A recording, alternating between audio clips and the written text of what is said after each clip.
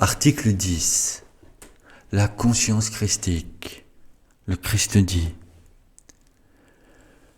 il n'est pas suffisant de vous soucier de votre vie sur terre.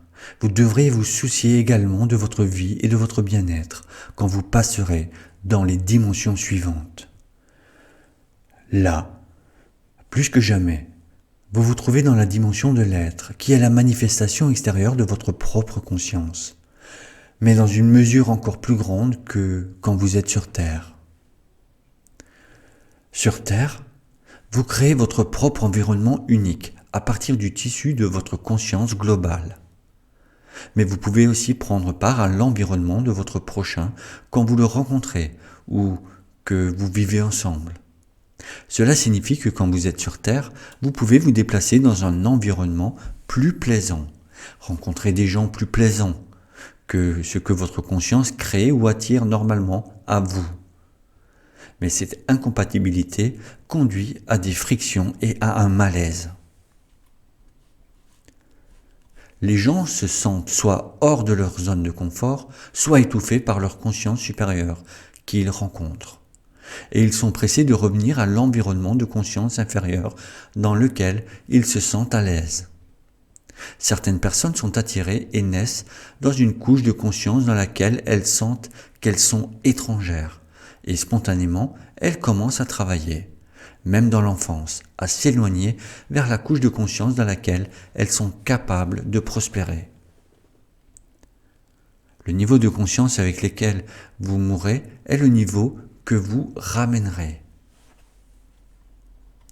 Parfois, une personne ayant un niveau élevé de perception spirituelle peut être attirée à la naissance dans une famille de niveau spirituel inférieur, car cet environnement renforcera sa conscience et augmentera son endurance spirituelle lorsqu'elle luttera dans ces années pour retourner à sa demeure de conscience légitime dans la couche spirituelle sur Terre, et plus tard dans le monde suivant.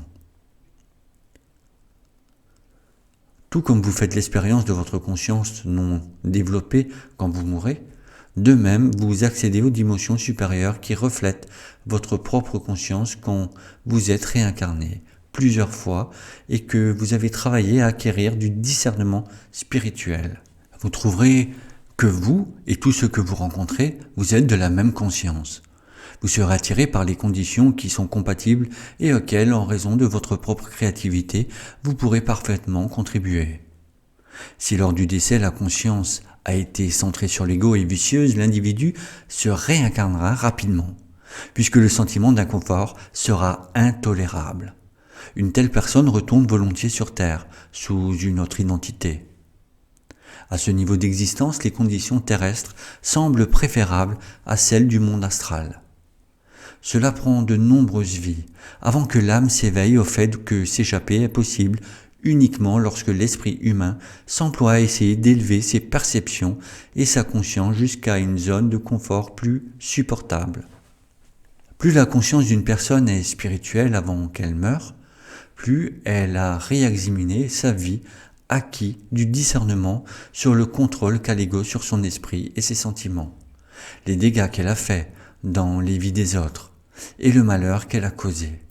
Plus elle fera de grands progrès spirituels alors qu'elle éprouve un remords brûlant, la douleur du remords irradique la domination de l'ego, de son esprit et de son cœur, jusqu'à ce que petit à petit, elle quitte finalement cette vie, pleinement consciente que la voie de l'amour inconditionnel est la seule voie à suivre.